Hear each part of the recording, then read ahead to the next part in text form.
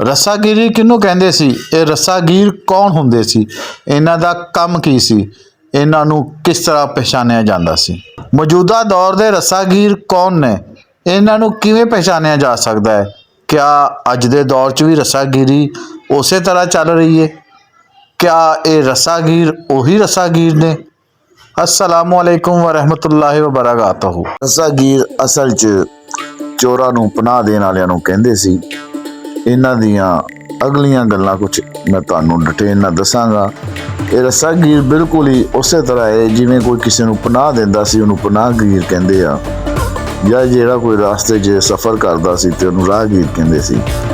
ਇਸੇ ਤਰ੍ਹਾਂ ਨੰਬਰ 1 ਜਿਹੜੀ ਮਿਸਾਲ ਮੈਂ ਤੁਹਾਨੂੰ ਅੱਜ ਦੇਣ ਲੱਗਾ, ਇਹ ਰਾਹਗੀਰ ਦੇ ਨਾਲ ਮਿਲਦੀ ਗਿਲਦੀ ਰੱਸਾਗੀਰ ਦੀ ਇਹ ਰਸਤੇ 'ਚ ਜਾਨਵਰਾਂ ਨੂੰ ਫੜਨ ਵਾਲੇ। ਪੁਰਾਣੇ ਵਕਤਾਂ 'ਚ ਜਦੋਂ ਮੰਡੀਆਂ ਲੱਗਦੀਆਂ ਸੀ ਤੇ ਉਹਨਾਂ ਮੰਡੀਆਂ ਦੇ ਇਰਦ ਗਿਰਦ ਰੱਸਾਗੀਰ ਹੁੰਦੇ ਸੀ।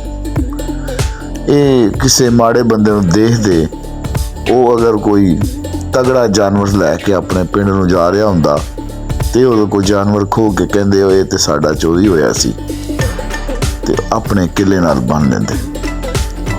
ਉਹ ਬੰਦਾ ਜਦੋਂ ਪਿੰਡ ਆਪਣੇ ਮੁੜਦਾ ਤੇ ਆਪਣੇ ਪਿੰਡ ਵਾਲਿਆਂ ਨੂੰ ਆ ਕੇ ਦੱਸਦਾ ਕਿ ਮੇਰੇ ਨਾਲ ਇਹ ਹੋਇਆ, ਫਲਾਂ ਜਗ੍ਹਾ ਤੇ ਫਲਾਂ ਘਰ ਵਾਲਿਆਂ ਨੇ ਮੇਰਾ ਜਾਨਵਰ ਡੱਕ ਲਿਆ, ਤੇ ਉਹ ਲੋਕ ਪੰਚਾਇਤ ਬਣਾ ਕੇ ਜਦੋਂ ਉਹਦੇ ਤੱਕ ਪਹੁੰਚਦੇ ਤੇ ਉਹ ਆਪਣੇ ਇਲਾਕੇ ਦੇ ਵੱਡੇ ਜਗੀਰਦਾਰ ਕੋ ਆਪਣਾ ਮਸਲਾ ਲੈ ਜਾਂਦਾ ਤੇ ਉਹਨੂੰ ਕਹਿੰਦਾ ਜੀ ਕਿ ਇਹ ਜਾਨਵਰ ਤੁਹਾਨੂੰ ਪਤਾ ਹੈ ਪਰਸੋਂ ਸਾਡੇ ਜਾਨਵਰ ਨਿਕਲੇ ਸੀ, ਉਹਨਾਂ 'ਚ ਇਹ ਸਾਡਾ ਮੱਝ ਜਿਹੜੀ ਸੀ ਇਹ ਉਸੇ ਜਾਨਵਰਾਂ 'ਚ ਨਿਕਲੀ ਸੀ, ਇਹ ਖਰੀਦ ਕੇ ਲਿਆਏ ਨੇ, ਇਹ ਚੋਰੀ ਦਾ ਮਾਲ ਹੈ ਤੇ ਮੈਂ ਆਪਣਾ ਮਾਲ ਡੱਕਿਆ ਹੈ, ਇਹ ਮੇਰਾ ਆਪਣਾ ਮਾਲ ਹੈ।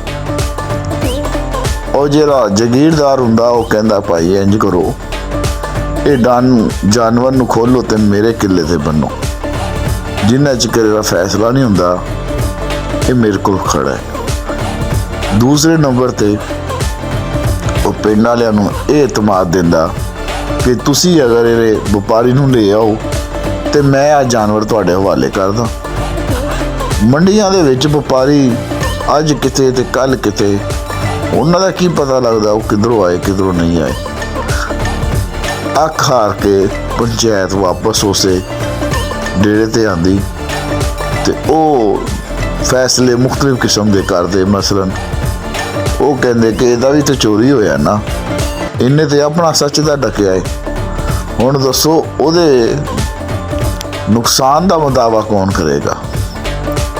ਉਹ ਜਾਂ ਤੇ ਅੱਧੇ ਪੈਸੇ ਉਹਨੂੰ ਦਵਾ ਕੇ ਤੇ ਡੰਗਰ ਖਰੀਦਦਾਰ ਦੇ ਹਵਾਲੇ ਕਰ ਦਿੰਦੇ, ਜੇ ਦੂਸਰੀ ਤਰਫੋਂ ਜ਼ਰਾ ਜ਼ਿਆਦਾ ਵਜ਼ਨੀ ਲੋਕ ਆਂਦੇ ਤੇ ਉਹ ਇਹ ਕਰਦਾ ਚਲੋ ਇਹ ਡੰਗਰ ਤੁਸੀਂ ਲੈ ਜਾਓ ਤੇ ਉਹ ਕਾਕਾ ਆ ਮੇਰਾ ਡੰਗਰ ਖੋਲ ਕੇ ਤੂੰ ਲੈ ਜਾ, ਕਿਉਂਕਿ ਤੇਰਾ ਵੀ ਚੋਰੀ ਹੋਇਆ ਹੈ ਤੇ ਮੈਂ ਆਪਣੇ ਡੇਰੇ ਤੇ ਕਦੀ ਵੀ ਬੇਇਨਸਾਫੀ ਵਾਲਾ ਫੈਸਲਾ ਨਹੀਂ ਕੀਤਾ। ਇਸ ਚੀਜ਼ ਨੂੰ ਦੇਖਦੇ ਹੋਏ ਉਹ ਜਿਹੜੇ ਬੰਦੇ ਆ ਕੇ ਜਗੀਰਦਾਰ ਕੋ ਪੰਚਾਇਤ ਲੈ ਕੇ ਆਏ ਹੁੰਦੇ ਆ, ਉਹ ਸ਼ਰਮੋ ਸ਼ਰਮੀ ਆਪਣੀ ਜੇਬ 'ਚ ਕੋਈ ਪੈਸੇ ਕੱਢ ਕੇ ਉਹਨਾਂ ਨੂੰ ਦਿੰਦੇ ਤੇ ਇੰਝ ਇਹ ਮਸਲਾ ਹੱਲ ਹੋ ਜਾਂਦਾ। ਦੂਸਰਾ ਕੁਛ ਇਸ ਤਰ੍ਹਾਂ ਮਿਸਾਲ ਸਮਝੋ ਕਿ ਇਹ ਜਿਹੜੇ ਰੱਸਾਗੀਰ ਹੁੰਦੇ ਸੀ ਇਹ ਇਲਾਕੇ ਦੇ ਮੋਤਬਰ ਜਗੀਰਦਾਰ ਹੁੰਦੇ ਸੀ ਤੇ ਇਰਦ ਗਿਰਦ ਦੇ 8-10 ਪਿੰਡਾਂ ਦੇ ਵਿੱਚ ਇਹਨਾਂ ਦੇ ਰੋਬ ਚੱਲਦਾ ਸੀ। ਇਹ ਆਪਣੇ ਚੋਰਾਂ ਦੇ ਥਰੂ ਚੋਰੀ ਕਰਵਾਉਂਦੇ ਤੇ ਜਿਸ ਕੋਲੋਂ ਚੋਰੀ ਹੁੰਦੀ ਇਹ ਰੱਸਾਗੀਰ ਉਸ ਘਰ ਦੇ ਵਿੱਚ ਜਾ ਕੇ ਬਹਿ ਜਾਂਦੇ ਤੇ ਉੱਥੇ ਕਹਿੰਦੇ ਇਸ ਘਰ ਨਾਲ ਮੇਰੇ ਪਿਓ ਦਾਦੇ ਤੋਂ ਤਾਲੁਕਾਤ ਹੈ ਤੇ ਅੱਜ ਮੈਨੂੰ ਪਤਾ ਲੱਗਾ ਹੈ ਤੁਹਾਡੇ ਜਾਨਵਰ ਨਿਕਲ ਗਏ ਨੇ।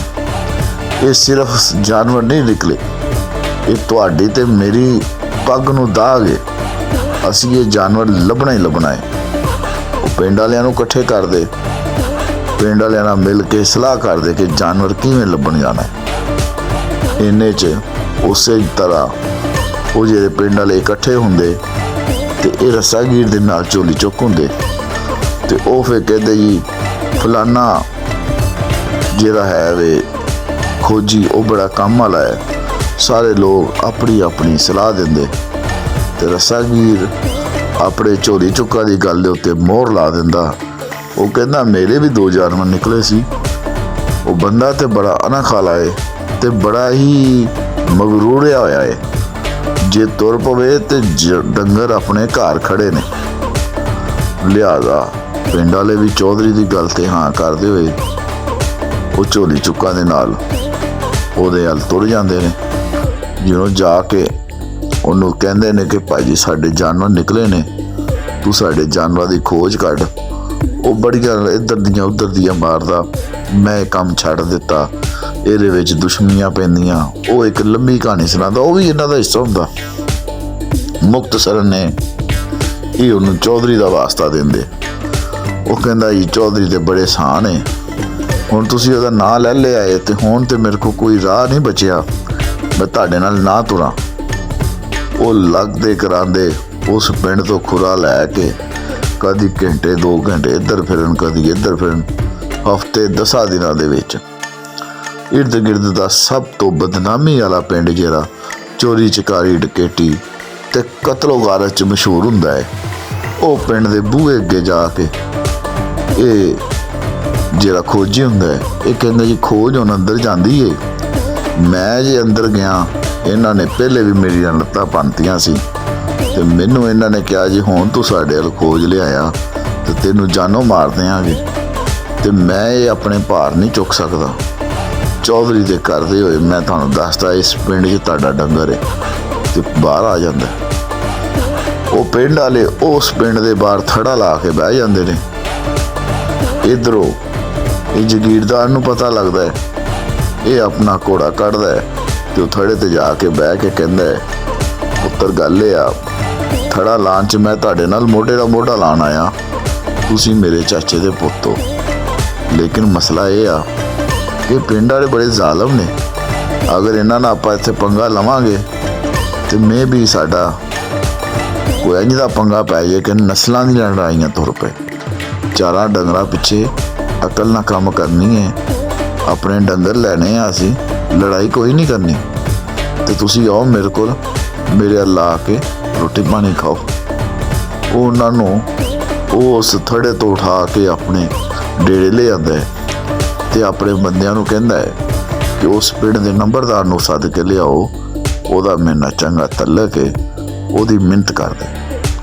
ਉਹ ਜਦੋਂ ਨੰਬਰਦਾਰ ਆਉਂਦਾ ਹੈ ਤੇ ਉਹਨੂੰ ਆਖਦਾ ਹੈ ਕਿ ਇਹ ਮੇਰੇ ਚਾਚੇ ਦੇ ਪੁੱਤ ਨੇ, ਇਹਨਾਂ ਦੇ ਨਾਲ ਮੇਰਾ ਪਿਓਾਂ ਦੀ ਦਾਦਿਆਂ ਦੀਆਂ ਜਿਹੜੀਆਂ ਪੱਗਾਂ ਨੇ ਉਹ ਵੰਡੀਆਂ ਹੋਈਆਂ ਨੇ। ਇੱਕ ਦੂਜੇ ਦੀ ਅਸੀਂ ਇੱਜ਼ਤ ਕਰਦੇ ਹਾਂ, ਇੱਕ ਦੂਜੇ ਦੇ ਬੁਰੇ ਭਲੇ ਟਾਈਮ 'ਤੇ ਅਸੀਂ ਨਾਲ ਆ ਤੇ ਮੈਂ ਇਹਨਾਂ ਦੇ ਨਾਲ ਖੜਾ। ਇਹਨਾਂ ਦੀਆਂ 4 ਮੱਝਾਂ ਖੁੱਲ੍ਹ ਕੇ ਤੇਰੇ ਪਿੰਡ ਆਈਆਂ ਨੇ। ਉਹ ਪਿੰਡ ਨਹੀਂ, ਉਹ ਤੇਰਾ ਘਰ ਹੈ ਤੇ ਮੈਨੂੰ ਤੇਰੇ ਤੋਂ ਇਨਸਾਫ ਚਾਹੀਦਾ ਹੈ। ਉਹ ਅੱਗੋਂ ਨੰਬਰਦਾਰ ਵੀ ਉਹਨਾਂ ਦਾ ਹਿੱਸਾ ਹੁੰਦਾ ਹੈ। ਉਹ ਕਹਿੰਦਾ ਤੈਨੂੰ ਪਤਾ ਤੇ ਹੈ ਚੌਧਰੀ, ਮੇਰੇ ਸਾਰੇ ਹਰਾਮਦੇ ਨੇ ਪਿੰਡ ਵਾਲੇ, ਇਹਨਾਂ ਦਾ ਕੰਮ ਹੀ ਇਹੀ ਹੈ, ਪੂਰੀ ਜ਼ਿੰਦਗੀ ਇਹਨਾਂ ਨੇ ਕਰਕੇ ਖਾਧਾ ਹੀ ਕੋਈ ਨਹੀਂ। ਇਹਨਾਂ ਕੋਲੋਂ ਚੋਰੀ ਦਾ ਸਮਾਨ ਲੈਣਾ ਤੇ ਐਵੇਂ ਹੀ ਹੈ ਜਿਵੇਂ ਰੱਬ ਕੋਲ ਦੁਬਾਰਾ ਜ਼ਿੰਦਗੀ ਲੈਣਾ, ਤੇ ਬੜਾ ਔਖਾ ਕੰਮ ਹੈ। ਉਧਰ ਚੌਧਰੀ ਕਹਿੰਦਾ ਮੈਨੂੰ ਪਤਾ ਹੈ, ਓਏ ਮੁੰਡਿਓ ਆ 2 ਮੱਝਾਂ ਖੋਲ ਕੇ ਦਵੋ ਨੰਬਰਦਾਰ ਨੂੰ, ਆ ਮੇਰੇ ਵੱਲੋਂ ਭਾਜੀ ਲੈ ਜਾ। ਉਹ ਮੇਰੇ ਭਰਾਵਾਂ ਦੀਆਂ ਮੱਝਾਂ ਮੋੜ ਲਿਆ। ਉਹ ਨੰਬਰਦਾਰ ਜਾਂਦਾ ਹੈ, ਜਾ ਕੇ ਉਧਰੋਂ 4 ਮੱਝਾਂ ਖੋਲੀ ਲਿਆਉਂਦਾ। ਉਹ ਲਿਆ ਕੇ ਤੇ ਉਹ ਚੌਧਰੀ ਦੇ ਕਿੱਲੇ ਬੰਨ੍ਹ ਦਿੰਦਾ। ਤੇ ਉਹ ਕਿਉਂਕਿ ਉਹ ਦੂਜਾ ਪਿੰਡ ਵਾਲੇ ਜਿਹੜੇ ਆਪਣੀ ਡੰਗਰਾਂ ਪਿੱਛੇ ਨਿਕਲੇ ਹੁੰਦੇ ਨੇ, ਉਹ ਆਪਣਾ ਚੁੱਲ੍ਹਾ ਚੌਂਕਾ ਛੱਡ ਕੇ ਉਹ ਤੇ ਡੰਗਰਾਂ ਪਿੱਛੇ ਨਿਕਲੇ ਹੁੰਦੇ ਆ। ਉਹ ਹਫ਼ਤਾ 10 ਦਿਨ ਉਹ ਇਸੇ ਤਰ੍ਹਾਂ ਘਰੋਂ ਬਘਾਰ ਉਸ ਚੌਧਰੀ ਦੇ ਡੇਰੇ ਬੈਠੇ ਰਹਿੰਦੇ ਨੇ। ਚੌਧਰੀ ਨੂੰ ਦੇਖਦਾ ਹੈ ਡੰਗਰ ਆ ਗਏ ਨੇ, ਉਹ ਫਿਰ ਪੰਚਾਇਤ ਲਾਉਂਦਾ। ਪੰਚਾਇਤ ਕੀ ਪਰ ਲੋਕੀ ਇਕੱਠੇ ਕਰਕੇ ਆਪਣੀ ਵਾਹਵਾ ਕਰਾਣੀ ਹੁੰਦੀ ਸੀ। ਉਹ ਕਹਿੰਦਾ ਪੁੱਤ, ਇਹ ਅੱਲਾ ਦਾ ਤੁਹਾਡੇ ਤੇ ਮੇਰੇ ਤੇ ਬੜਾ ਅਹਿਸਾਨ ਹੈ ਕਿ ਆਪਣੇ ਡੰਗਰ ਮੋੜ ਆਏ ਨੇ। ਅਸੀਂ ਇਹਨਾਂ ਕੰਜਰਾਂ ਨਾਲ ਲੜਦੇ ਹਾਂ ਤੇ ਸਿਰ ਵੀ ਫਟਣੇ ਸੀ, ਡਾਂਗਾਂ ਵੀ ਚੱਲਣੀਆਂ ਸੀ ਤੇ ਦੁਸ਼ਮਣ ਵੀ ਚੱਲਣੀ ਸੀ, ਤੇ ਲਿਹਾਜ਼ਾ ਇਹ ਡੰਗਰ ਫੜੋ ਤੇ ਘਰ ਨੂੰ ਜਾਓ, ਕੋਈ ਐਡੀ ਗੱਲ ਨਹੀਂ ਹੈ। ਅਸਾਂ 2 ਡੰਗਰ ਦੇ ਕੇ 4 ਲਿੱਤੇ ਨੇ, ਕਿਸੇ ਨੂੰ ਕੀ ਪਤਾ। ਉਹ ਇੱਜ਼ਤ ਸਾਡੀ ਰਹਿ ਗਈ ਕਿ ਅਸੀਂ ਉਹਨਾਂ ਦੇ ਮੂੰਹ 'ਚੋਂ ਆਪਣਾ ਸ਼ਿਕਾਰ ਕੱਢ ਲਿਆ। ਉਹ ਪਿੰਡ ਵਾਲੇ ਜਿਹਨੂੰ ਇਹ ਚੀਜ਼ਾਂ ਦੇਖਦੇ ਨੇ ਤੇ ਉਹ ਸ਼ਰਮੋ ਸ਼ਰਮੀ 2 ਡੰਗਰ ਖੋਲ੍ਹਦੇ ਨੇ, 4 ਨਹੀਂ ਖੋਲ੍ਹਦੇ। ਉਹ ਕਹਿੰਦੇ ਨੇ ਚੌਧਰੀ ਤੇਰੇ ਨਾਲ ਸਾਡੀਆਂ ਪੱਗਾਂ ਸਾਂਝੀਆਂ ਨੇ, ਤੇਰੀ ਸਾਡੀ ਲੜਾਈ ਸਾਂਝੀ, ਤੇਰੀ ਸਾਡੀਆਂ ਖੁਸ਼ੀਆਂ ਸਾਂਝੀਆਂ, ਤੇ ਸਾਡੇ ਪਿੱਛੇ ਤੈਨੂੰ ਦੱਜ ਲੱਗੇ ਇਹ ਅਸੀਂ ਮੰਨ ਹੀ ਨਹੀਂ ਸਕਦੇ। ਇਹ ਦੋ ਡੰਗਰ ਸਾਡੇ ਲੋ ਤੇਰੇ ਵੱਲ ਭਾਜੀ ਏ, ਤੂੰ ਸਾਡੇ ਪਿੱਛੇ ਆਪਣੇ ਖੋਲੇ ਨੇ, ਆ ਸਾਡੀਆਂ ਦੋ ਸਾਡੇ ਕੋਲੋਂ ਸਾਂਭ, ਜਾਂ ਸਾਡੇ ਡੇਰੇ ਤੋਂ ਜਿਹੜੀ ਮਰਜ਼ੀ ਲੈ ਜਾ, ਚੰਗੀ ਦੁੱਧ ਦੇਣ ਵਾਲੀ ਉਹ ਤੇਰੇ ਵਾਲੇ। ਉਹ ਲਿਹਾਜ਼ਾ ਉਹ ਦੋ ਡੰਗਰ ਛੱਡ ਕੇ ਆਪਣੇ ਪਿੰਡਾਂ ਨੂੰ ਆਉਂਦੇ ਨੇ ਤੇ ਨਾਲ ਪਿੰਡ ਆ ਕੇ ਢੋਲ ਵਜਾਉਂਦੇ ਨੇ ਕਿ ਅਸੀਂ 4 ਡੰਗਰ ਖੋਲ ਲਿਆਏ ਸੀ ਤੇ 2 ਡੰਗਰ ਅਸੀਂ ਇਸੇ ਖੁਸ਼ੀ 'ਚ ਚੌਧਰੀ ਦੇ ਹਵਾਲੇ ਕਰ ਆਏ ਨੇ। ਉਹ ਭਾਵੇਂ ਖੋਜੀ ਨੂੰ ਦਵੇ, ਉਹ ਜਿੱਥੇ ਮਰਜ਼ੀ ਦਵੇ, ਸਾਡਾ ਮਾਲ ਮਿਲ ਗਿਆ, ਸਾਡੀ ਇੰਨੇ ਜੀ ਫਤਿਹ ਵਾ। ਹੁਣ ਆਉਂਦੇ ਆ ਮੌਜੂਦਾ ਦੌਰ ਦੇ ਨਾਲ ਰੱਸਾਗੀਰ ਵਾਲਾ। ਇਹ ਅੱਜ ਦੇ ਰੱਸਾਗੀਰ ਤੁਸੀਂ ਦੇਖਣੇ ਨੇ ਤੇ ਵੱਡੇ ਵੱਡੇ ਰੱਸਾਗੀਰ, ਵੱਡੀਆਂ ਵੱਡੀਆਂ ਗੱਡੀਆਂ, ਵੱਡੇ ਵੱਡੇ ਡਾਲੇ ਤੇ ਨਾਲ ਉਹਨਾਂ ਦੇ ਝੋਲੀ ਚੁੱਕ। ਇਹ ਜਿਹੜੇ ਤੁਹਾਡੇ ਹਲਕਿਆਂ ਦੇ ਵਿੱਚ ਆ ਨਿੱਕੇ ਨਿੱਕੇ ਆ ਨਾਜ਼ਮ ਆ ਕੌਂਸਲਰ ਦੇ ਝੋਲੀ ਚੁੱਕ ਨੇ, ਤੇ ਇਹ ਸਾਰੇ ਰਲ ਕੇ ਇਹ MP MN ਜਿਹੜੇ ਇਕੱਠੇ ਕਰਦੇ ਨੇ, ਇਹ ਅੱਗੋਂ ਨੰਬਰਦਾਰ ਨੇ। ਤੇ ਆ ਜਿਹੜੇ ਮੌਜੂਦਾ ਦੌਰ ਦੇ ਵਜ਼ੀਰ ਨੇ, ਮਸ਼ੀਰ ਨੇ, ਇਹ ਕੋਈ ਪ੍ਰਾਈਮ ਮਿਨਿਸਟਰ ਬਣਦਾ ਹੈ, ਕੋਈ ਸਦਰ ਬਣਦਾ ਹੈ, ਇਹ ਉਹ ਰੱਸਾਗੀਰ ਨੇ। ਇਹ ਸਾਰੇ ਮੁਲਕ ਦੇ ਮਸਾਇਲ ਚੁੱਕ ਕੇ ਉਹਨਾਂ ਦੇ ਅੱਗੇ ਰੱਖਦੇ ਨੇ। ਇਹ ਸਾਡੇ ਸਿਰ ਦੇ ਉੱਤੇ ਸਾਡੀਆਂ ਜੁੱਤੀਆਂ ਮਾਰ ਕੇ ਆਪਣੀਆਂ ਜੇਬਾਂ ਭਰਦੇ ਨੇ ਤੇ ਫਿਰ ਕਹਿੰਦੇ ਨੇ ਆ ਦੇਖਿਆ ਅਸੀਂ ਇਹਨਾਂ ਦਾ ਫਲਾਨਾ ਕੰਮ ਕਰਕੇ ਕਿੱਡਾ ਅਹਿਸਾਨ ਕੀਤਾ ਹੈ। ਉਹ ਕੋਈ ਪੱਲਿਓ ਪੈਸੇ ਲਾ ਕੇ 5-5 6-6 ਕਰੋੜ MPA ਬਣਨ ਤੋਂ ਬਾਅਦ ਇਹਨਾਂ ਗਰੀਬਾਂ ਦੇ ਕਿਸੇ ਕੰਮ ਆਏਗਾ? ਉਹ ਆਪਣੇ ਦਿਮਾਗ ਨਾਲ ਸੋਚੋ, ਉਹ ਕਿੰਨੇ MPA ਤੇ ਕਿੰਨੇ MN ਨੇ? ਇਹ ਕੋ 1000 ਤੋਂ ਉੱਤੇ ਤਾਦਾਦ ਬਣ ਜਾਂਦੀ ਹੈ। ਉਹ ਅਗਰ ਇਹਨਾਂ ਸਾਰਿਆਂ ਦੇ 5-5 ਕਰੋੜ ਨਾਲ ਜ਼ਰਬ ਦਈਏ ਤੇ ਉਹ ਪੈਸੇ ਗਿਣਨ ਤੋਂ ਬਾਹਰ ਚਲੇ ਜਾਂਦੇ ਨੇ। ਉਹ ਪੈਸੇ ਰਲਾ ਕੇ ਅਗਰ ਅਸੀਂ ਚਾਹੀਏ ਤੇ ਮੁਲਕ ਦੀ ਬਿਹਤਰੀ ਔਰ ਫਲਾਹ ਵਾਸਤੇ ਤੇ IMF ਦੇ ਲੋਨ ਵਾਸਤੇ ਦੇ ਸਕਦੇ ਹਾਂ, ਲੇਕਿਨ ਇਹ ਸਿਰਫ ਆਪਣੇ ਮਤਲਬ ਨੂੰ ਖਰਚਾ ਕਰਦੇ ਨੇ, ਤੁਹਾਡੇ ਮੇਰੇ ਵਾਸਤੇ ਨਹੀਂ।